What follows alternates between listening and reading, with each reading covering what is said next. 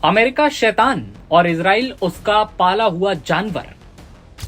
Saudi, UAE और Qatar को बख्शा नहीं जाएगा। ईरान के सर्वोच्च नेता मुश्तबा खामनी ने खाड़ी के मुस्लिम देशों के साथ इजराइल को अब तक की सबसे बड़ी धमकी दी है।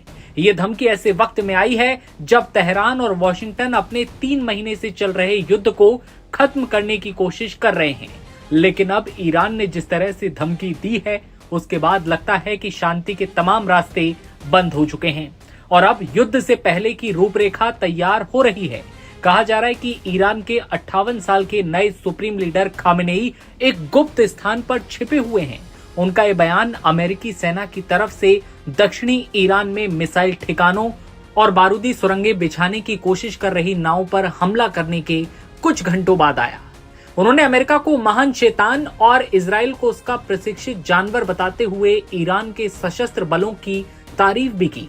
खामेनेई ने सीधी धमकी देते हुए कहा कि खाड़ी की ताकतें अब अमेरिका के ठिकानों के लिए ढाल का काम नहीं करेंगी और इस क्षेत्र में अमेरिका के लिए अब कोई सुरक्षित पनाहगाह नहीं होगी। नेतन्याहू को धमकाते हुए खामेनेई ने दावा किया कि इजराइल अपने अंतिम चरण के करीब पहुंच रहा है और ये देश अगले 25 सालों में अस्तित्व में नहीं रहेगा। यहां तक कह दिया कि इजराइल का नामो निशान मिटा दिया जाएगा।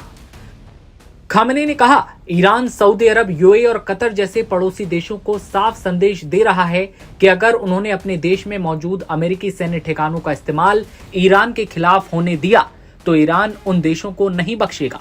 खामेनेई का कहना है कि मिडिल ईस्ट में अमेरिका का जो पुराना दबदबा था वो अब हमेशा के लिए खत्म हो चुका है और अमेरिका चाहकर भी उस पुराने दौर को वापस नहीं ला सकता।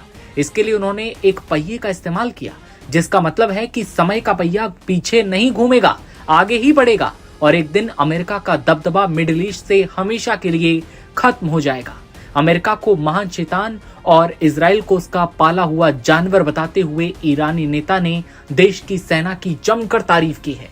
उन्होंने लिखा, बहादुर मुजाहिदीन और जान कुर्बान करने वाली सेना ने भगवान पर भरोसा रखते हुए और जमीन, हवा, समुद्र में अपनी मिसाइलों और ड्रोन के जरिए महान शैतान यानी अमेरिका और उसके पाले हुए जानवर जायोनी शासन पर अपने हथियार बरसाए हैं। उन्होंने अपनी आंखों से अल्लाह के उस सच्चे वादे को पूरा करते हुए देखा जो उन्होंने अपने रास्ते पर संघर्ष करने वाले योद्धाओं से जीत के रूप में किया था।